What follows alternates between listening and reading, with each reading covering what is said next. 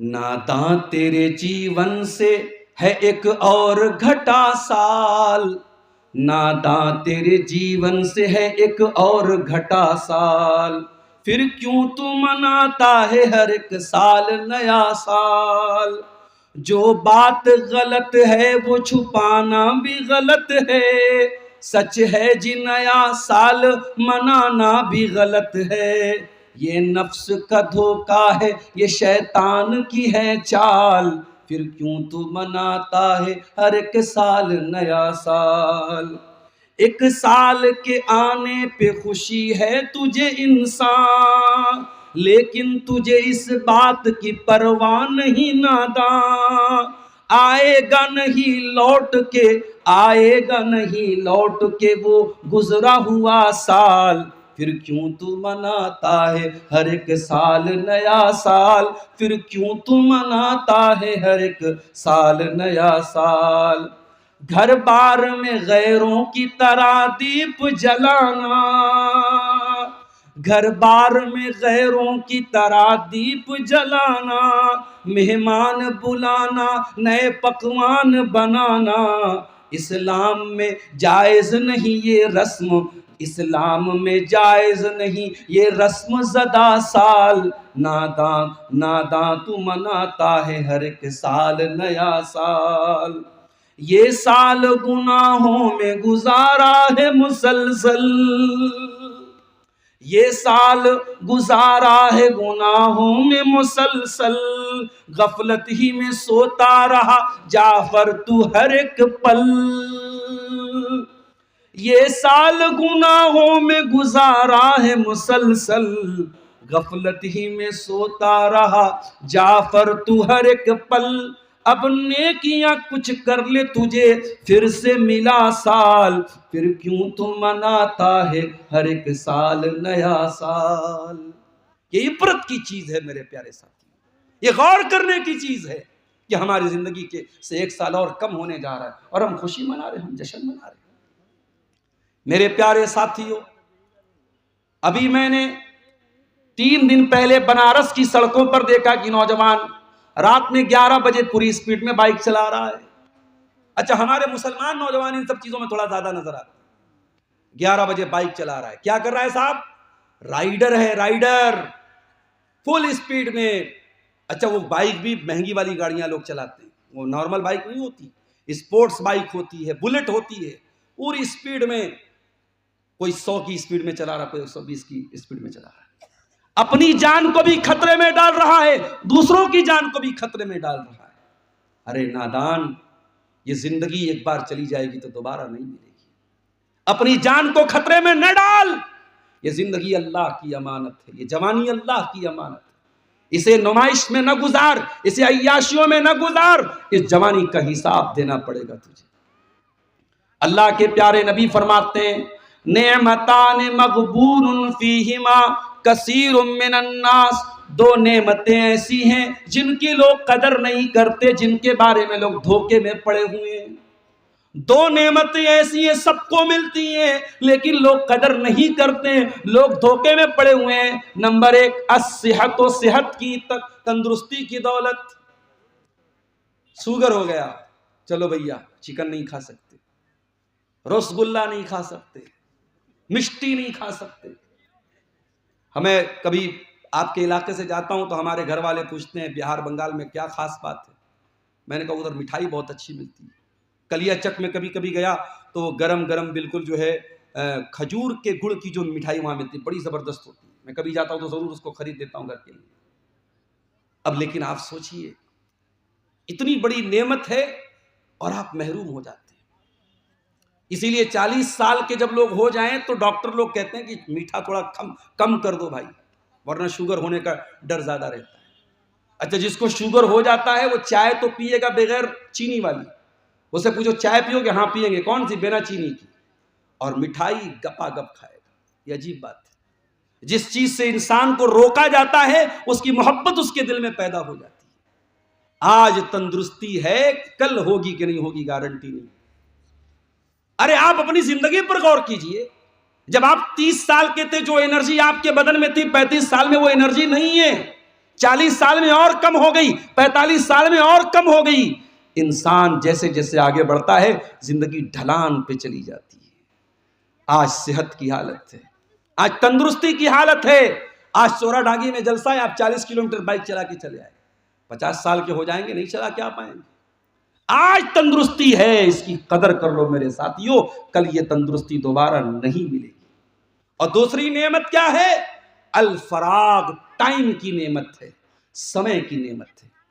انسان کی سب سے بڑی پونجی اس کا سمے ہے، اور اسی لیے اللہ نے قرآن میں سمے کی قسم کھائی ہے۔ کہیں فرمایا والفجر، فجر کی قسم، کہیں فرمایا والعصر، عصر کی قسم، زمانے کی قسم، کہیں فرمایا واللیل اذا یغشا، رات کی قسم، کہیں فرمایا والنہار اذا تجلی، دن کی قسم، کہیں فرمایا والضحیٰ، چاشت کے وقت کی قسم۔ اللہ نے ٹائم کی قسم کھائی ہے، یہ بتانے کے لیے کہ سمے بہت قیمتی ہے۔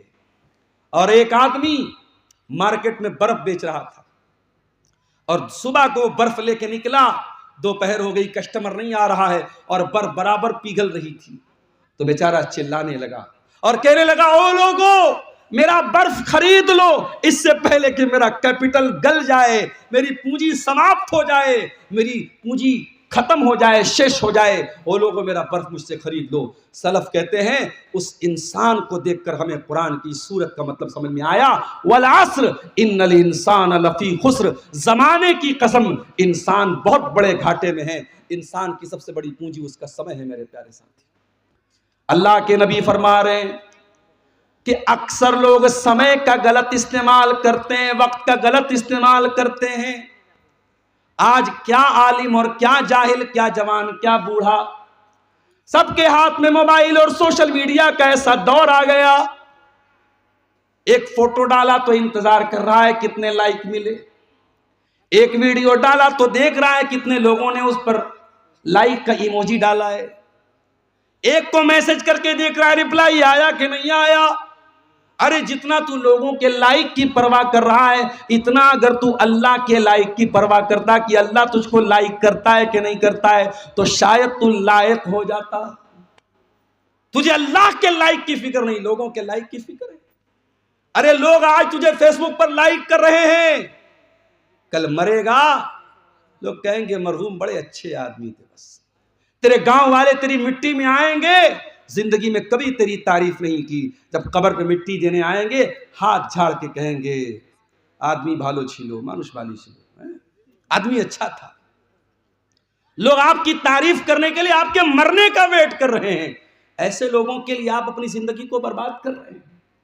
اسی لیے اللہ کے رسول فرماتے ہیں من التمس رضا اللہ بسخط الناس، جو اللہ کو راضی کرے گا، چاہے لوگ بھاڑ میں جائیں، لوگ ناراض ہو جائیں، اللہ کو راضی کرے گا، کفاہ اللہ مؤونۃ الناس، تو اللہ اس کے لیے کافی ہو جائے گا۔ اور جو اللہ کو ناراض کر کے لوگوں کو راضی کرنے کی کوشش کرے گا، وکلہ اللہ الی الناس، تو اللہ تعالیٰ لوگوں کے حوالے اس کو کر دے گا۔ آپ جانتے ہیں ہمارے بھارت میں اگر آپ کسی بچے کو گود لے لیتے تو بھارت کا قانون کیا کہتا ہے کہ وہ آپ کی سنتان مانا جائے گا، آپ کا بیٹا مانا جائے گا۔ لیکن اسلام میں آپ اگر کسی بچے کو پال لیتے ہیں یا اپنا بیٹا بول لیتے ہیں، منہ بولا بیٹا مان لیتے ہیں، تو آپ کے مان لینے سے وہ آپ کا بیٹا نہیں ہو جائے گا، یہ اسلام کا قانون ہے۔ اب بہت غور سے سنیے گا، اللہ کے نبی نے حضرت زید کو پالا، ان کو منہ بولا بیٹا بنا لیا، بیٹے کی طرح حضرت زید اللہ کے رسول کے گھر میں رہتے تھے۔ اتنی زیادہ محبت اللہ کے رسول صلی اللہ علیہ وسلم حضرت زید سے کرتے تھے کہ حضرت زید کے باپ کا لوگ نام نہیں لیتے تھے بلکہ زید ابن محمد کہتے تھے ان کو۔ زید کی شادی ہوتی ہے کس سے؟ حضرت زینب بنت جہش سے، جو اللہ کے رسول کی پھوپھی کی بیٹی تھی۔ زید بھی بہت اچھے خاندان کے تھے، لیکن کسی زمانے میں ڈاکوؤں نے پکڑ کر کے غلام بنا کے بیچ دیا تھا، تو مکے میں لوگ ان کو غلام سمجھتے تھے۔ جب اللہ کے نبی نے زید کی شادی اپنی پھوپھی کی بیٹی سے کرا دی تو یہ رشتہ زیادہ دن تک نہیں چل پایا۔ اسی لیے علماء کہتے ہیں کہ رشتہ کرو تو ایسی جگہ رشتہ کرو جہاں آپ کا مزاج تال میل کھا جائے. آپ بہت پیسے والے ہیں اور آپ بہت غریب فیملی میں شادی کریں گے, تال میل تھوڑا مشکل ہو جائے گا. آپ گاؤں کے ہیں, شہر کی لڑکی لے کے آ جائیں گے, تال میل تھوڑا مشکل ہو جائے گا. اپنے ماحول میں, اپنے ایٹماسفیئر میں, اپنے کلچر میں شادی کرنا بہتر ہے اگر دینداری ہے تو, تاکہ تال میل کھا جائے. کیونکہ رشتہ جب ہوتا ہے تو تال میل کا ہونا بہت ضروری. زید بھی بہت نیک انسان ہے, زینب بھی بہت نیک عورت ہے, مگر تال میل نہیں ہو پا رہا تھا. اب حضرت زید کے دل میں خیال آیا کہ میں طلاق دے دوں. حضرت زید اللہ کے نبی کے پاس آتے اور کہتے اللہ کے نبی میں زینب کے ساتھ نہیں رہ سکتا, میں طلاق دینا چاہتا ہوں. اللہ تعالیٰ کی طرف سے یہ بتا دیا گیا کہ اے اللہ کے رسول, زید اپنی بیوی کو طلاق دے دیں گے, اور جب وہ طلاق دے دیں گے اور زینب کی عدت پوری ہو جائے گی تو اے میرے رسول آپ کو اس عورت سے شادی کرنی ہوگی, تاکہ دنیا سے یہ رسم ختم کر دی جائے کہ اگر کوئی منہ بولا بیٹا ہے تو وہ سگا بیٹا نہیں ہے. کیونکہ سگا بیٹا ہوتا تو سگے بیٹے کی بیوی تو بہو ہوتی ہے, اور بہو سے سسر کی کبھی شادی نہیں ہو سکتی. زید کی مطلقہ بیوی سے اللہ کے رسول کا نکاح اللہ تعالیٰ نے کرنے کا حکم دیا تاکہ اس رسم کو توڑ دیا جائے, اس رواج کو توڑ دیا جائے. لیکن اللہ کے نبی کو ڈر پیدا ہوا کہ لوگ کیا کہیں گے, لوگ کیا کہیں گے. لوگ تو ڈائریکٹ یہی بولیں گے کہ محمد رسول اللہ نے اپنی بہو سے شادی کر لی. اللہ کے نبی کے پاس زید آئے. زید نے کہا اللہ کے نبی میں طلاق دینا چاہتا ہوں اپنی بیوی کو. آپ نے فرمایا امسک علیک زوجک واتق اللہ. آپ نے کہا اے زید اپنی بیوی کو طلاق مت دے, اس کو نکاح میں باقی رکھ. وَتُخْفِي فِي نَفْسِكَ مَا اللَّهُ مُبْدِي. اور اے نبی آپ کو پتا تھا کہ طلاق ہو جائے گی اور آپ کو شادی کرنی ہوگی زینب سے, لیکن آپ اپنے دل میں اس بات کو چھپا رہے تھے. وَتَخْشَى النَّاسَ. اور اے میرے نبی آپ لوگوں سے ڈر رہے تھے. کبھی زندگی میں اللہ کے نبی لوگوں سے نہیں ڈرے, اس موقع پر لوگوں کا ایک ڈر آپ کے دل میں پیدا ہوا کہ لوگ کیا کہیں گے. اللہ نے فرمایا واللہ احق ان تخشى. اے میرے نبی لوگوں سے مت ڈریے, اللہ سے ڈریے. اللہ زیادہ حقدار ہے کہ اللہ سے ڈرا جائے. لوگوں کی پرواہ مت کرو. جب مسئلہ دین کا آ جائے, شریعت کا آ جائے تو اللہ نے جو کہا ہے اس پر عمل کرو, لوگوں کی پرواہ مت کرو. نبی نے شادی کر لی حضرت زینب سے. اب صاحب باتیں بننے لگی. اس کے پہلے حضرت زینب کے پہلے اللہ کے رسول کے نکاح میں آلریڈی 4 بیویاں تھیں. زینب 5ویں بیوی تھی. لوگوں نے کہا صاحب یہ رسول تو بڑے عجیب, یہودیوں نے کہا یہ رسول تو بڑے عجیب رسول ہے, یہ اپنے ماننے والوں کے لیے انہوں نے الگ قانون بنایا, اپنے لیے الگ قانون بنایا. یہ تو صاحب 4 کے بعد 5ویں شادی کر رہے ہیں. ایک اعتراض کیا لوگوں نے. پھر دوسرا اعتراض کیا کہ چلو ٹھیک ہے یہ رسم بہت غلط تھی, تو اس رسم کو توڑنا ضروری تھا تو رسول نے ہی کیوں توڑا, کوئی اور توڑ دیتا. اور پھر تیسرا سوال کہ نبی نے اپنی بہو کی سے شادی کر لی, اپنے بیٹے کی بیوی سے شادی کر لی. اللہ نے ایک آیت میں تینوں سوالوں کا جواب دے دیا. کون سی آیت؟ سورہ احزاب کے اندر آیت اتاری گئی ما کان محمد ابا احد من رجالکم. او لوگو محمد صلی اللہ علیہ وسلم کسی مرد کے باپ نہیں ہے, ان کی اولاد میں کوئی مرد نہیں ہے, ان کے تو سارے بچے بچپن میں انتقال کر گئے, ان کے اولاد میں کوئی لڑکا جو ہے نہیں ہے جو جوان ہو کر کے مرد بنا ہو. محمد صلی اللہ علیہ وسلم کسی مرد کے باپ نہیں. آج ہمارے یہاں لوگ کہتے ہیں صاحب اس کو لڑکا نہیں ہوا, اس کی تو نسل نہیں چلی.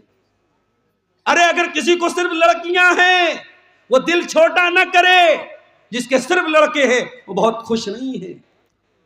دنیا میں آپ کی اولاد نیک ہونا چاہیے میرے ساتھی. اگر آپ کو صرف اللہ نے بیٹیاں دی ہیں اپنی قسمت میں ناز کیجئے. نبیوں کو اللہ نے بیٹیاں دی ہیں, نبیوں کو اللہ نے بیٹیوں کا باپ بنایا ہے. ہمارے آخری نبی 4 بیٹیوں کے باپ تھے.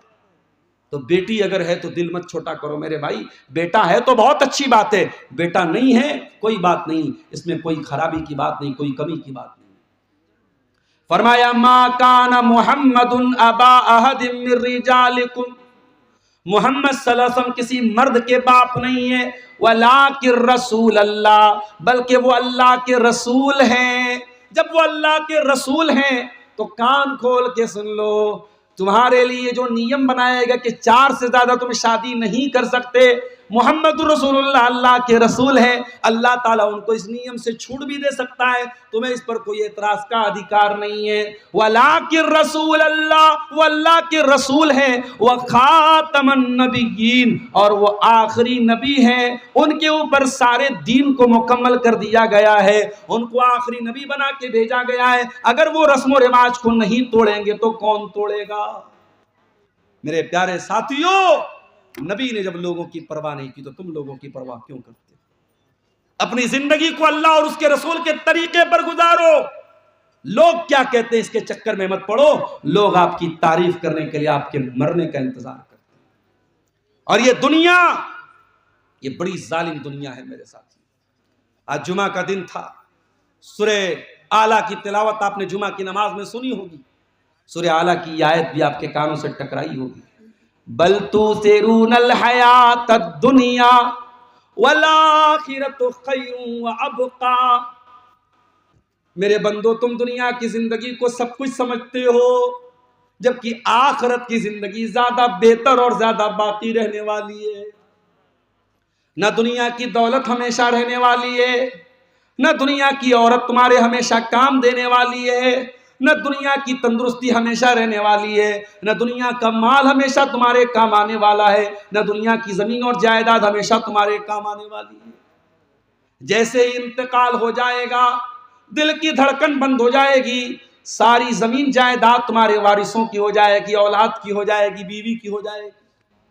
تم تو خالی ہاتھ دنیا سے جاؤ گے، 2 گز زمین میں تم کو دفنایا جائے گا، تم کو کفن کے سفید کپڑے میں کفنایا جائے گا، اور اس کفن میں کوئی پاکٹ بھی نہیں ہوگا، کوئی نوٹوں کی گڈی لے کے نہیں جاؤ گے، کوئی کرنسی لے کے نہیں جاؤ گے، کوئی چیک بک لے کے نہیں جاؤ گے، خالی ہاتھ دنیا سے جاؤ گے۔ ایک صاحب نے ایک دن مسئلہ پوچھا، مولوی صاحب گھر میں ابا کا انتقال ہو گیا ہے، اور انتقال کے بعد جب میت کو نہلانا ہوتا ہے تو میت کے باڈی پر جو کپڑا ہوتا ہے شریر پر، وہ تو اتار نہیں سکتے، تو اس کو کینچی سے کاٹ دیتے۔ تو کہا کہ مولوی صاحب اس کپڑے کا کیا کریں؟ میں نے کہا بھائی وہ کپڑا اب تو استعمال کے لائق تو نہیں ہے، کاٹا جا چکا ہے اس کو، تو اس کپڑے کو آپ کہیں پھینک دیجئے، ڈسٹرائے کر دیجئے، نشٹ کر دیجئے۔ اس کپڑے سے کوئی تبرک حاصل تھوڑی کرنا ہے، اور وہ کپڑا کوئی منحوس کپڑا بھی نہیں ہے، آپ چاہیں تو اس کو رکھ لیں اگر کوئی کام کی چیز، ورنہ پھینک دیجئے، کوئی مسئلہ ہی نہیں ہے اس کا۔ لیکن آپ سوچو میرے پیارے ساتھی، آج ہماری عورتیں بڑے شوق سے اپنی سہیلیوں کو بتاتی، اپنی دیورانی جیٹھانی اپنی دیورانی کو بتاتی، دیکھ میرے پاس اتنی ساڑی ہے، اتنے سوٹ ہے، اتنا جو ہے میرے پاس فلاں کپڑا ہے۔ ہائے ہائے ہائے، اور انسان مرتا ہے تو اتنا مجبور ہے کہ اس کی باڈی سے کپڑا کینچی سے کاٹ کے اتارا جا رہا ہے۔ اے انسان، تو صرف اپنی موت پر غور کر تو شاید تو دنیا سے دل لگانا چھوڑ دے۔ دنیا میں آپ نہانے جاتے ہیں، جاڑے کا موسم آیا، گیزر لگا دیا ہے۔ میں کہیں جاتا ہوں اس سردی کے موسم میں تو لوگوں باتھ روم میں بھائی گیزر لگائے، نہیں لگا تو گرم پانی لاؤ، ٹھنڈے پانی سے نہیں نہا سکتے، سفر میں گلا بیٹھ جائے گا، سردی زکام ہو جائے گی، تقریر کرنا ہے۔ اللہ اکبر، مرنے کے بعد کون پوچھتا ہے بھائی؟ مرنے کے بعد کون پوچھتا ہے کہ گرم پانی سے نہانا ہے کہ ٹھنڈے پانی سے نہانا ہے؟ زندگی بھر ہمیشہ گیزر کے پانی سے نہاتا رہا، آج نہلانے والا نہیں پوچھ رہا ہے کہ تجھے ٹھنڈے سے نہلاؤں کہ گرم سے نہلاؤں۔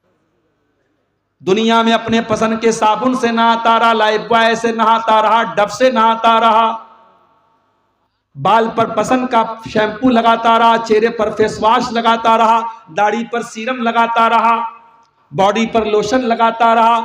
آج مرنے کے بعد تجھے دوسرے نہلا رہے ہیں، کوئی تیری گندگی صاف کر رہا ہے، کوئی تیرے بدن پہ پانی ڈال رہا ہے، کوئی تجھے کفن کا کپڑا کفنا رہا ہے، اور نہلانے کے بعد کفنانے کے بعد اپنی فارچونر پہ چلنے والا، اپنی روف ٹاپ والی گاڑی سے سر نکال کے دنیا کو اپنی شان شوکت دکھانے والا آج جب مر گیا ہے، جنازہ نکلا ہے تو 4 لوگوں کے کندھے پہ سوار ہو کے قبرستان جا رہا ہے اور دنیا کو یہ پیغام دے رہا ہے، ہو لوگوں بہت میں نے زندگی گزار لی، اب اپنا عمل لے کر کے اللہ کے پاس جا رہا ہوں، اپنی نیکی لے کے اللہ کے پاس جا رہا ہوں، اپنا گناہ لے کے اللہ کے پاس جا رہا ہوں، اب نہ قبر میں تم میرے کام آؤ گے، نہ قیامت کے دن تم میرے کام آؤ گے۔ قبر میں اتارا جا رہا ہے، بیٹے کی آنکھوں سے آنسو بہ رہے ہیں، باپ کا جنازہ ہے، بھائی کی آنکھوں سے آنسو بہ رہے ہیں، بھائی کا جنازہ ہے، مگر بھائی اپنے باپ کے ساتھ قبر میں اپنے بھائی کے ساتھ سونے کو تیار نہیں ہے، بیٹا اپنے باپ کے ساتھ جنازے کے ساتھ سونے کو تیار نہیں ہے۔ ارے سونا تو بہت دور کی بات ہے، 24 گھنٹے سے زیادہ کوئی ڈیڈ باڈی نہیں رکھتا ہے، کوئی شریر کو نہیں رکھتا ہے، ارے جلدی سے دفنا دو ورنہ باڈی میں سے مہک آنے لگے گی، بدبو آنے لگے گی۔ اور جس حساب سے آن لائن کا دور چل رہا ہے، میرا جملہ نوٹ کر لیجئے، آنے والے 10-20 سالوں کے بعد یہ بھی ہوگا، باپ کا انتقال ہوگا، بیٹا فون کرے گا آن لائن، ہاں بھائی آ جاؤ، کفنا دو دفنا دو میری جان چھوٹے، وہ دور بھی آنے والا ہے، سب آن لائن ہوگا تو باپ کا جنازہ بھی آن لائن کروایا جائے گا، کوئی امام صاحب پیسہ لے کے جنازہ پڑھا دیں گے، کوئی قبر بنانے والا قبر میں، بیٹا بس گھر میں بیٹھ کے دعا کر دے گا، وہ پتہ نہیں دعا بھی کرے گا کہ نہیں کرے گا۔ اسی لیے میں کہتا ہوں اپنی اولاد میں سے کسی ایک بچے کو عالم بناؤ۔ اتر پردیش میں ایک جگہ ہے مبارک پور، وہاں ایک جنازے میں گیا، وہاں ایک بہت بڑے مولانا کا جنازہ تھا، مولانا فضل حق مبارک پوری، ان کے 5 بیٹے ہیں، سب عالم ہیں ماشاءاللہ۔ باپ کا جنازہ آیا، ہر بیٹا اس قابل ہے کہ باپ کا جنازہ پڑھا سکتا ہے، بڑے بیٹے نے جنازے کی نماز پڑھائی۔ وہ منظر دیکھ کر میرا دل باغ باغ ہو گیا کہ اللہ ایسا بھی جنازہ ہوتا ہے کہ ہر بیٹا اس قابل ہو کہ باپ کی جنازے کی نماز پڑھا سکے۔ میرے بھائیوں، ہو سکے تو اپنے کسی ایک بچے کو تو اس قابل بناؤ۔ انجینئر تو بہت سے بن جائیں گے، ڈاکٹر تو بہت سے بن جائیں گے، لائر تو بہت سے بن جائیں گے، ایک بیٹا تو ایسا بناؤ کہ جب تمہارا انتقال ہو تو بیٹا کھڑا ہو کر کے آپ کی جنازے کی نماز تو پڑھ سکے، جب دعا کے لیے ہاتھ اٹھائے تو کم سے کم یہ کہہ سکے رب ارحمہما کما ربیانی صغیرا، پروردگار میرے ماں باپ پر رحم فرما، انہوں نے بڑی محبتوں سے مجھ کو پالا تھا۔ میرے پیارے ساتھیوں، مرنے والا قبر میں چلا گیا، مٹی دینے والے گھر جا چلے گئے، 2 فرشتے آتے اس کے پاس، ایک کا نام منکر اور ایک کا نام نکیر ہے، وہ دونوں فرشتے میت کو کے اندر دوبارہ روح ڈالتے ہیں اور میت کو بٹھاتے ہیں اور 3 سوال کرتے ہیں، من ربو کا، تیرا رب کون ہے، من نبیوں کا، تیرے نبی کون ہے، ماں دینوں کا، تیرا دین کیا ہے۔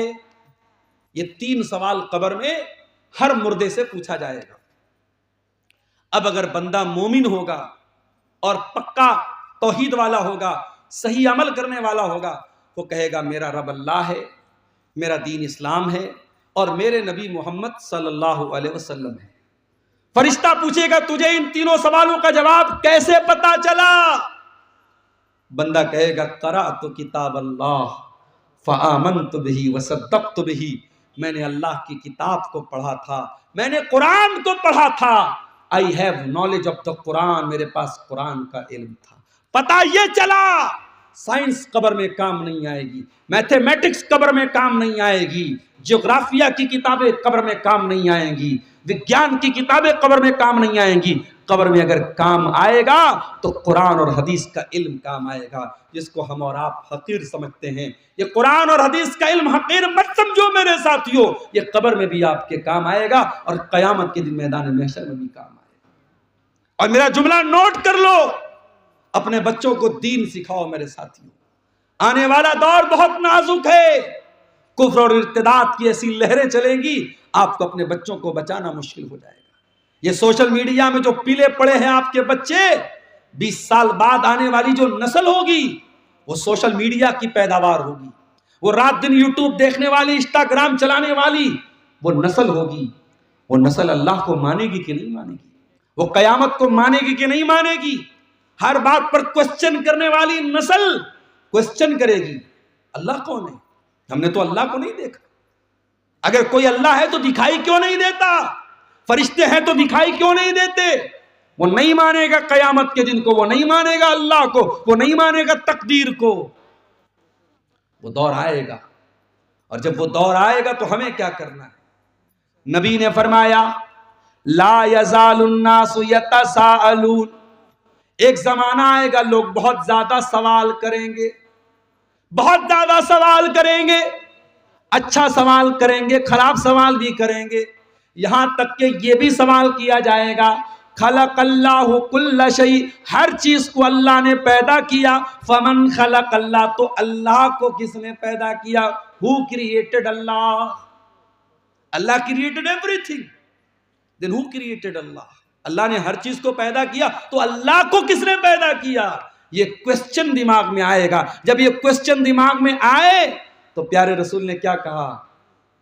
فَلْيَتَعَوَّذْ بِاللَّهِ، اللہ سے، اللہ کی پناہ طلب کرو شیطان مردود سے۔ یہ سوال تمہارے دماغ میں ڈالنے والا شیطان مردود ہے، تم فوراً اعوذ باللہ من الشیطان الرجیم پڑھو اور یہ خیال اپنے دماغ سے نکال دو۔ وہ دور آنے والا ہے میرے ساتھی، بچا لو اپنی آنے والی نسلوں کو۔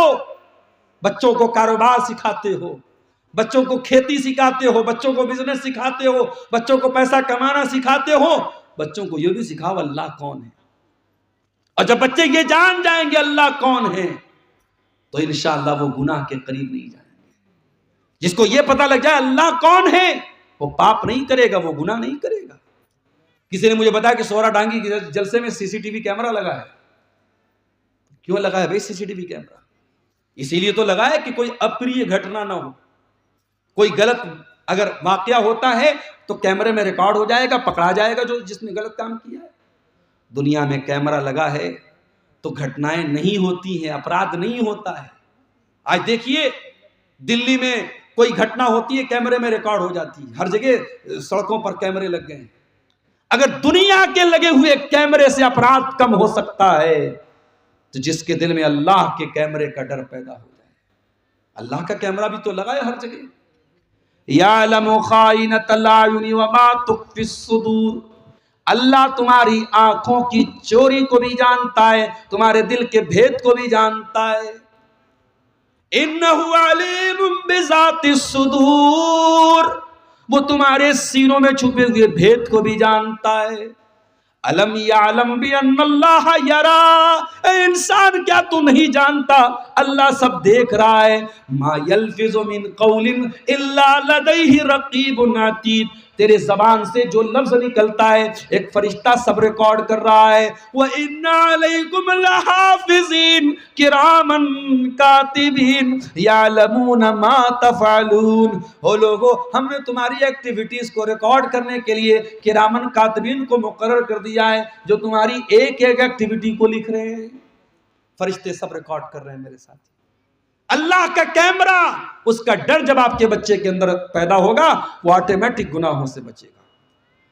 اسی لیے حضرت لقمان اپنے بچے سے کہتے ہیں یا بنیا انہا ان تک مثقال حبۃ من خردل فتکن فی صخرۃ او فی السماوات او فی الارض یأت بها اللہ، اے میرے بچے ایک رائی کے دانے کے برابر بھی کوئی چیز ہوگی، آسمانوں میں کہیں ہوگی، زمین میں کہیں ہوگی، کسی چٹان کے اندر ہوگی، اللہ اس کو سامنے لے آئے گا۔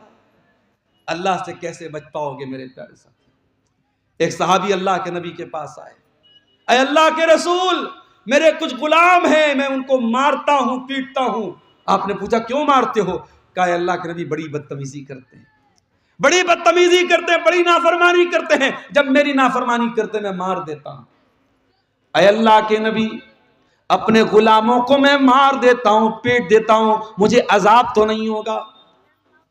آپ نے فرمایا اے میرے صحابی جو تیرے غلام تیری نافرمانی کرتے ہیں قیامت کے دن اس کو بھی کیلکولیٹ کیا جائے گا، اس کو بھی تولا جائے گا، اس کو بھی ناپا جائے گا، اور تو جو سزا دیتا ہے اس کو بھی کیلکولیٹ کیا جائے گا۔ اگر ان کی نافرمانی زیادہ ہوگی اور تیری سزا کم ہوگی تو تجھے فائدہ ہوگا، تجھے ان کی نیکی تجھ کو مل جائے گی، تیرے کچھ گناہ معاف ہو جائیں گے۔ لیکن اگر تیرے غلاموں نے جو نافرمانی کی ہے اگر ان کی نافرمانی کم تھی اور تیری سزا زیادہ تھی تو اے میرے صحابی پھر پھر ان کے گناہ تیرے اوپر لاد دیے جائیں گے، تیری نیکیاں ان کو دے دی جائیں گی۔ صحابی رونے لگے، اے اللہ کے نبی، میں سزا دیتا ہوں، ناپ کے تو نہیں دیتا، تول کے تو نہیں دیتا۔ اے اللہ کے رسول، مجھے سمجھ میں نہیں آ رہا ہے میں کیا کروں، وہ غلام ہے، وہ غلطی کرتے نافرمانی کرتے، میں سزا دے دیتا ہوں، اور آپ اتنی خطرناک بات کر رہے ہیں، اتنا بڑا رسک میں کیسے لے سکتا ہوں؟ صحابی دہاڑے مار مار کے رونے لگے اور کہنے لگے، اے اللہ کے نبی، میں آپ کو گواہ بنا کے کہتا ہوں، میں ان کو آزاد کر رہا ہوں، میں اتنا بڑا رسک نہیں لے سکتا، میں اتنا بڑا خطرہ نہیں لے سکتا، اے اللہ کے نبی میرے پاس کوئی چارہ نہیں، میں ان کو آزاد کرتا ہوں۔ آپ نے فرمایا، اے میرے صحابی، کیا تو نے قرآن کی یہ آیت نہیں پڑھی؟ وَنَزَعُ الْمَوَازِينَ الْقِسْطَ لِيَوْمِ الْقِيَامَةِ، ہم قیامت کے دن انصاف کا ترازو رکھیں گے، فَلَا تُظْلَمُ نَفْسٌ شَيْئًا، اور قیامت کے دن کسی کے ساتھ کوئی ظلم نہیں ہوگا۔ وَإِن كَانَ مِثْقَالَ حَبَّةٍ مِّنْ خَرْدَلٍ أَتَيْنَا بِهَا، ایک رائی کے دانے کے برابر بھی کوئی چیز ہوگی تو سامنے آ جائے۔ میرے نوجوانوں، وہ چیز آپ کے اندر تبھی پیدا ہوگی جب آپ اللہ کو جانیں گے، اور اسی لیے قرآن کہتا ہے انما یخشی اللہ من عبادہ العلماء، اللہ سے حقیقت میں وہ ڈرتے ہیں جو علماء ہوتے ہیں۔ علماء کا مطلب صرف وہی لوگ نہیں جن کے پاس مدرسوں کی ڈگری ہو، آپ بھی علماء میں شمار ہو سکتے ہیں۔ دنیا آپ کو عالم نہ مانے، لیکن اگر آپ اللہ کو جانیں گے، اللہ کی صفات کے بارے میں جانیں گے، تو جتنا آپ اللہ کو جانیں گے اتنا آپ کے دل میں اللہ کا ڈر پیدا ہوگا۔ انما یخشی اللہ من عبادہ العلماء، اللہ سے اس کے بندوں میں حقیقت میں اللہ کو جاننے والے ڈرتے ہیں۔ سوالات و جوابات کا سلسلہ بھی کچھ شاید آئے گا۔ اس گاؤں میں آج جب میں آیا تو آتے ہی ایک سوال میرے سامنے آیا، جس مسجد کی تعمیر کا معاملہ ہے اسی مسجد سے متعلق ایک سوال آیا، بڑا اہم سوال ہے، اس کو غور سے سنیے۔ مسجد کی زمین جن لوگوں نے وقف کی ہے، دان کی ہے، ان کے آباء و اجداد میں سے کسی کی قبر بھی ہے وہاں پہ، اور وہ جو قبر ہے وہ مسجد کی باؤنڈری کے اندر ہے۔ تو اب مجھ سے بھائیوں نے پوچھا کہ مولانا اس قبر کا کیا کیا جائے؟ شریعت کا مسئلہ کیا ہے، بہت کلیئر طریقے سے سن لیجیے۔ شریعت کا مسئلہ یہ ہے کہ نہ تو قبر کے اوپر مسجد بنائی جا سکتی ہے، نہ مسجد میں قبر بنائی جا سکتی ہے، اور کسی مسجد میں اگر قبر ہو تو اس مسجد میں نماز پڑھنا جائز نہیں ہے، اور تمام اہل حدیث علماء کا اس بات پر اتفاق ہے، کیونکہ قرآن و حدیث کے دلائل اس کے اوپر موجود ہیں۔ اب سوال یہ پیدا ہوتا ہے کہ اگر کوئی قبر ہے تو اگر وہ مسجد سے سٹی ہوئی قبر ہے تو ہم یہ دیکھیں گے کہ وہ مسجد کی حدود میں ہے کہ نہیں۔ اگر وہ مسجد کی باؤنڈری کے اندر ہے تو پھر وہ مسجد کے اندر مانی جائے گی، اور پھر اس قبر کا مسجد میں رکھنا یہ مناسب بات نہیں ہے۔ تو اب اگر کوئی مسجد کا نرماण کرنا ہے، بنانا ہے، اور وہاں پہ قبر ہے تو کیا کیا جائے؟ تو علماء نے لکھا کہ دو طریقہ ہے۔ اگر وہ قبر ابھی تازی ہے تو قبر میں ظاہر ہے کہ ابھی لاش باقی ہوگی، اس لاش کو عزت اور احترام کے ساتھ نکال کے کہیں اور ٹرانسفر کر دیا جائے۔ اور دوسرا راستہ یہ، اگر قبر بہت پرانی ہے، اور جب پرانی قبر ہو جاتی ہے تو ظاہر ہے کہ انسان کا شریر مٹی میں گل جاتا ہے، شاید کچھ ہڈیاں بچیں ورنہ وہ بھی نہیں بچتی، بہت زمانہ گزر جائے، تو علماء نے کہا کہ ایسی صورت میں ہم کیا کریں گے کہ قبر کی ظاہری شکل کو ہم ختم کر کے زمین کے برابر اس کو فلیٹ کر دیں، جیسا کہ اللہ کے نبی نے جب مسجد نبوی کی جب زمین خریدی تھی تو وہاں مشرکین کی کچھ قبریں تھیں، تو اللہ کے نبی نے ان کی ہڈیاں وغیرہ نکال کے اس کو پلین کر دیا، فلیٹ کر دیا۔ اب لیکن یہاں مسئلہ یہ ہے کہ ظاہر ہے کہ وہ مسلمان کی قبر ہے، اور جن لوگوں نے مسجد دان کی ہے انہی کی کہ آباء و اجداد میں سے کسی کی قبر ہے، تو اس قبر کے بارے میں مجھے جو بات زیادہ مضبوط سمجھ میں آ رہی ہے، صحیح سمجھ میں آ رہی ہے، باقی میں نے یہاں کے ذمہ داروں سے کہا کہ آپ یہاں کے جو علاقائی علماء ہیں، چونکہ یہ ایک سیریس مسئلہ ہے اور مسجد بن جائے گی تو پھر کنٹرول کرنا مشکل ہو جائے گا، اور میں بنگال کی کئی مسجدوں کو جانتا ہوں، یو پی کی کئی مسجدوں کو جانتا ہوں جہاں یہی غلطی کی گئی، اور قبر تھی مسجد میں اور اس کو چھوڑ دیا گیا، اور وہاں قبر پہ جو ہے ویسی مسجد بنا لی گئی، اور بہت سارے گاؤں میں وہاں کچھ لوگ نماز پڑھتے ہیں، کچھ لوگ نہیں پڑھتے ہیں، آپس میں اختلاف ہوتا ہے۔ وہ سچویشن آپ کے یہاں نہ پیدا ہونے پائے، اس لیے مجھ کو جو مناسب لگتا ہے کہ آپ جب مسجد کا نو نرماण کر رہے ہیں، مسجد کی تعمیر نو کر رہے ہیں، تو کوشش یہ کیجئے کہ آپ اس قبر کو چھوڑ کر کے آپ مسجد کی باؤنڈری کھڑی کیجیے. اس میں اگر کچھ زمین چلی جاتی ہے تو چلی جائے, آپ اس کا لالچ مت کیجیے, لیکن اس کو مسجد کی باؤنڈری کے باہر کر دیجیے تاکہ آپ اس رسک سے باہر آ جائیں. کیونکہ اگر مسجد کی باؤنڈری کے اندر ہے, مسجد کے گیٹ میں آپ داخل اور اندر وہ قبر ہے, تو پھر یہ چیز مناسب نہیں ہے. اگر قبلہ کی طرف ہے تب تو بہت خطرناک بات ہے. اگر جیسا کہ یہاں مجھے لوگوں نے بتایا کہ وہ پورب سائیڈ میں ہے, قبلہ کی اپوزٹ سائیڈ میں ہے, تو بھی وہ غلط ہے, کیونکہ وہ مسجد کے پریمیسز کے اندر ہے, مسجد کی باؤنڈری کے اندر ہے, اس لیے اس کا مسجد میں ہونا ٹھیک نہیں ہے. واللہ عالم بالصواب. آپ اس سلسلے میں اپنے علاقائی علماء سے تحقیق ضرور کر لیں. میرے پیارے ساتھیوں, میں عرض یہ کر رہا تھا کہ آج ہمارا جو نوجوان ہے وہ غافل پڑا ہوا ہے, کبھی کرسمس منا رہا ہے, کبھی نیا سال منا رہا ہے, اور جو تقریر کے شروع میں نے جو آیت پڑھی تھی, قرآن کے 17ویں پارے کی پہلی آیت, وہ آیت ہمیں ایک میسج دے رہی ہے, اقترب للناس حسابہم وہم فی غفلۃ معرضون, کہ لوگوں کے حساب کا ٹائم قریب آ چکا ہے لیکن لوگ پھر بھی غفلت میں پڑے ہوئے ہیں. جب پریچھا کا ٹائم آتا ہے تو بہت بے وقوف قسم کا اسٹوڈنٹ جو پڑھائی میں کبھی دھیان نہیں لگاتا ہے, وہ بھی بیٹھ کر کے پڑھائی کرتا ہے, محنت کرتا ہے. جس کو پاس ہونا ہے, جس کو یہ پتا ہے اگر میں فیل ہو جاؤں گا تو میری زندگی برباد ہو جائے گی, وہ محنت کرتا ہے. میرے بھائیوں, ہمارے حساب کا ٹائم قریب آ چکا ہے, موت کبھی بھی آ سکتی ہے. وجاءت سکرۃ الموت بالحق ذلک ما کنت منہ تحید. موت آئے گی, اور جس دن موت کو آنا ہوگا, ہم 1 منٹ پہلے مر نہیں سکتے, 1 منٹ بعد میں نہیں مر سکتے. دنیا نے بہت ترقی کر لی لیکن موت کا علاج ابھی تک تلاش نہیں کیا جا سکا. یدرککم الموت ولو کنتم فی بروج مشیدہ, تم سیسا پلائی ہوئے دیواروں کے اندر قید ہو جاؤ تب بھی موت تم کو آ کر کے رہے گی. میرے پیارے ساتھیوں, اس کے پہلے کہ موت آئے ہم اس حساب کی تیاری کر لیں. یہ 2-3 سوالات آئے ہیں جس کو جواب دیکھ لیتے ہیں. گروپ لون کا یہاں زیادہ چرچا ہے, کیا ہوتا ہے گروپ لون میں؟ شیخ توحید صاحب کچھ بتائیے آپ.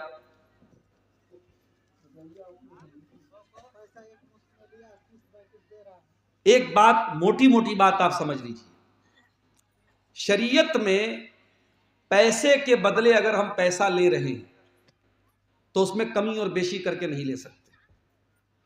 اگر میں نے آپ کو 1 لاکھ روپیہ دیا اور یہ طے کر کے دیا کہ آپ مجھے واپس 1,20,000 لوٹائیں گے, تو وہ 20,000 شریعت کی نظر میں سود ہے, بیاج ہے, حرام ہے, ربا ہے.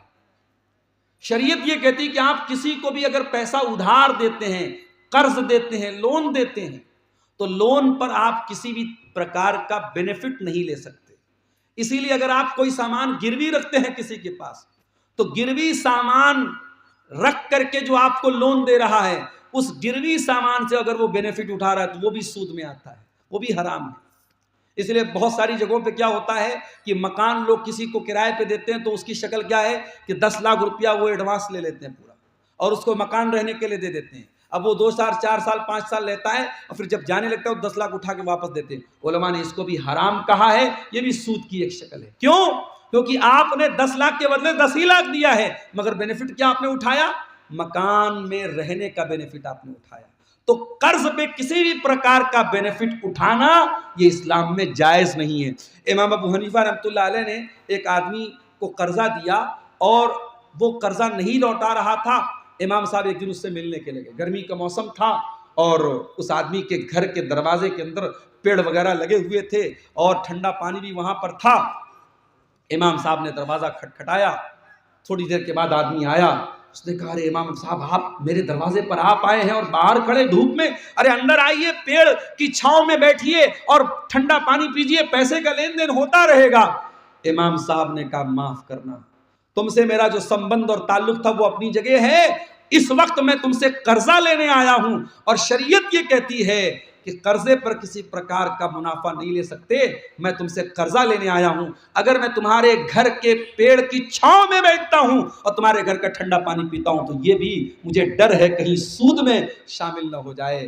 میرے پیارے ساتھیوں, یہ اسلام کا قانون ہے. اور آج بڑے دھڑلے سے, اور مجھے افسوس ہوتا ہے, بہار اور جھارکھنڈ میں بہت چھوٹی چھوٹی رقم, جبکہ لوگ چاہیں تو آپس میں کوئی ایسی کمیٹی بنا سکتے ہیں جو بغیر انٹرسٹ کے لوگوں کو قرضہ دے. کوئی گارنٹی لے لے، کوئی چیز لے لے کہ بغیر انٹرسٹ کے قرضہ دے. آج 10-10 ہزار کا اماؤنٹ مسلمان اپنے مسلمان بھائی کو سود پر دے رہا ہے، مسلمان سے سود کما رہا ہے. میرے پیارے ساتھیو یہ بات یاد رکھو، یمحق اللہ الربا ویربی الصدقات، اللہ تعالیٰ سود کو مٹاتا ہے اور صدقہ کو بڑھاتا ہے. اگر آپ سود کا پیسہ کمائیں گے وہ پیسہ کہیں نہ کہیں آپ کے گھر کی برکت کو ختم کر دے گا. ناواقفیت اشیاء کی خرید و فروخت کا چرچا بھی بہت زیادہ ہے، جیسے مکھانا وغیرہ. اچھا وہ کیا مطلب بتا رہے ہیں، ناواقفیت کا کیا مطلب ہے؟ ہاں یہ بیع غرر اس کو بولتے شریعت. شریعت کیا کہتی ہے کہ آپ لین دین کسی چیز کا کر رہے ہیں تو کیا خرید رہے ہیں کیا بیچ رہے ہیں یہ کلیئر ہونا چاہیے. اسی لیے پیڑ کی پیداوار ہونے کے پہلے پیڑ کا سودا کر لینا صحیح نہیں ہے. جی اور مچھلی بھی پانی بھی ہاں کتنی مچھلی آئے گی نہیں معلوم، یہ بیع غرر اس کو بولتے، دھوکہ ہے. یہ شریعت ہماری اللہ کی بنائی ہوئی شریعت ہے، اس میں ٹرانسپیرنسی ہے. ہم آپ سے کوئی سودا کر رہے ہیں، شریعت یہ کہتی ہے قیمت بھی کلیئر ہونی چاہیے اور جو سامان ہم خرید رہے ہیں یا بیچ رہے ہیں وہ بھی کلیئر ہونا چاہیے. اگر کہیں سے بھی اس میں کوئی چیز کلیئر نہیں ہے تو پھر وہ سودا شریعت کی نظر میں صحیح نہیں ہے. عقیقہ کا گوشت ماں باپ کھا سکتے ہیں یا نہیں کھا سکتے؟ بالکل کھا سکتے ہیں. عقیقہ کے گوشت میں کوئی حرج کی بات نہیں ہے، ماں باپ کھا سکتے ہیں، پورے پریوار کو کھلا سکتے ہیں، غریبوں کو بانٹ سکتے ہیں. اس میں کوئی پابندی آپ کے اوپر نہیں کی گئی کہ آپ کو یہی کرنا ہے، آپ اپنی مرضی کے مالک ہیں. اصل چیز کیا ہے، اللہ کے نام پہ ایک جانور ذبح ہونا چاہیے جو شریعت کی کنڈیشن کے مطابق ہو اور وہ عقیقہ کی نیت سے ذبح ہونا چاہیے. بس اس میں کوئی ایسا مسئلہ نہیں کہ ماں باپ نہیں کھا سکتے، بالکل کھا سکتے ہیں. واللہ اعلم بالصواب. میت کا اعلان مسجد کے مائک سے کرنا کیسا ہے؟ آج کے خطبے میں کسی عالم نے کہا کہ بدعت اور اس مسئلے کو لے کر گاؤں میں بہت ہلچل ہے. دیکھیے حدیث میں میت کا اعلان دور جاہلیت کے طریقے سے جو ہوتا تھا اس کو اللہ کے نبی نے منع کیا ہے. اطلاع دینے کے لیے اگر اعلان کیا جائے تو وہ منع نہیں ہے. بھئی آج گاؤں میں تمام لوگوں کو معلوم ہو جاتا ہے مسجد کے مائک سے اعلان ہوتا ہے، اس میں کیا حرج کی بات ہے؟ اس میں تو نہیں. وہ دور جاہلیت میں نوحہ کے طریقے پر میت کا نام لے کر اس کی خوبی بیان کر کے جو ہے اعلان ہوتا تھا، اس کو اللہ کے نبی نے منع کیا ہے. لیکن آج ہمارے ہاں جو میت کا اعلان ہوتا ہے وہ صرف اطلاع دینے کے لیے، انفارمیشن سوچنا دینے کے لیے ہوتا ہے، اس میں انشاءاللہ کوئی حرج کی بات نہیں ہے. لیکن ہاں ایک بات کہوں گا کہ اگر میت کا اعلان بغیر مائک کے ہو سکتا ہے، یا گاؤں کی ایک مسجد سے ہو گیا سارے گاؤں کو پتہ لگ گیا. ہمارے بنارس کی میں بات بتاؤں، ایک محلے میں 10 مسجد ہے اور 10 قریب میں ہیں، 10 سے اعلان ہو رہا ہے حاجی صاحب کا انتقال ہو گیا، حاجی صاحب کا انتقال. سنتے کان پک جاتا ہے. 15 منٹ کے اندر 10 مسجدوں میں اعلان ہوتا ہے. تو یہ چیز تھوڑی غلط ہے کہ یہ بہت زیادہ ہو رہا ہے. لیکن اطلاع دینے کے لیے اگر مسجد میں اعلان ہوتا ہے تو اس کو اتنا بڑا ایشو بنانا ٹھیک نہیں ہے. واللہ اعلم بالصواب. جزاکم اللہ خیر. اگر کوئی لڑکا اس کی شادی میں دہیج میں پیسہ لیا اور پھر بعد میں اس کو ہدایت ہوا اور وہ کہا کہ پیسہ واپس کرنا چاہوں تو کر سکتا ہے یا نہیں، اور واپس کرنا کیسا ہے؟ بڑے کلیجے والا لڑکا ہے بھائی. ملتا مال آج کل کوئی چھوڑتا نہیں ہے. اس بیچارے کو ملا ہے، اس نے لے لیا ہے، اب واپس کرنا چاہتا ہے. تو اچھا نہیں، اس میں تو یہی لیا کہ لے چکا ہے. لینا غلط تھا، اس نے لے لیا، اب توبہ کا خیال آیا تو سسر جی سے بات کر لے کہ بھائی بائک آپ واپس لے لیجئے، 4 ویلر واپس لے لیجئے.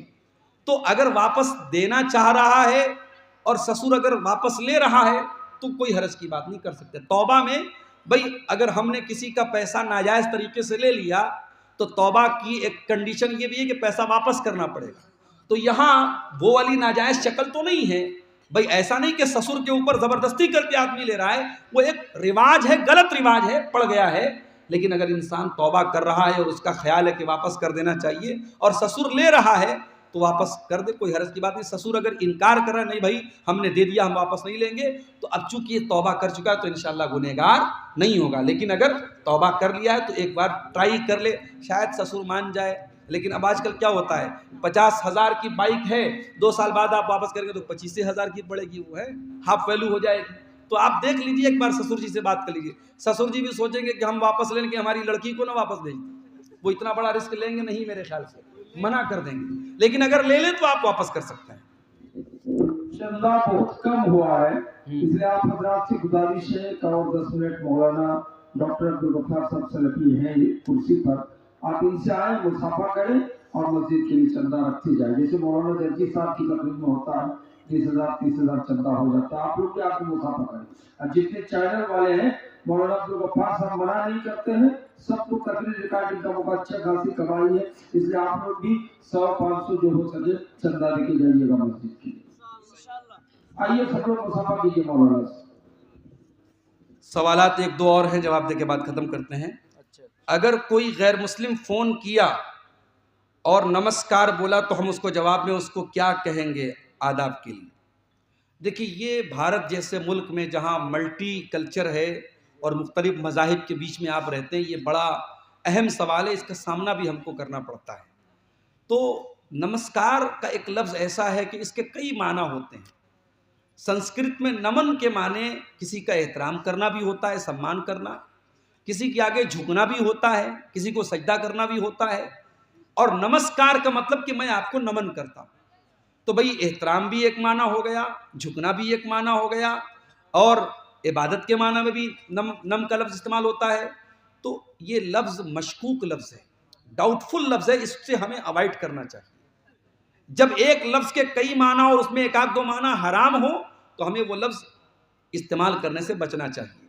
हाँ, कहीं ऐसा हो कि भाई हम किसी बॉस के अंडर में रह रहे हैं और वहाँ अगर हम वो लफ्ज़ इस्तेमाल नहीं करेंगे तो बहुत बड़े नुकसान का अंदेशा है, तो वहाँ दिल में ये नीयत करके कि मैं यहाँ एहतराम के ही माना में कह रहा हूँ और मजबूरी में कह रहा हूँ, ये लफ्ज़ से मैं राज़ी नहीं हूँ, वहाँ गुंजाइश निकल सकती है। लेकिन हमारे यहाँ क्या हो रहा है, छोटे मोटे मामलात में भी लोग नमस्कार को आदत बना लेते हैं। मैंने यूपी में देखा, यूपी में तो जाहिर है कि यहाँ से भी माहौल जो है थोड़ा अलग है, लेकिन वहाँ आदाब कह के लोग काम चला रहे थे, सलाम कह के। अगर आप बचना चाहें तो बचने के बहुत सारे रास्ते हैं, लेकिन हम इसको बड़ा सॉफ्ट में, हल्के में लेते हैं और लोग आमतौर से नमस्कार बोलते हैं। नहीं बोलना चाहिए, इससे अवॉइड करना चाहिए। अंग्रेजी ही बोल जी, अंग्रेजी में बोल दो, गुड आफ्टरनून, गुड इवनिंग, ऐसा बोल दे, उसमें कम से कम ये वाली कवाहत तो नहीं रहेगी।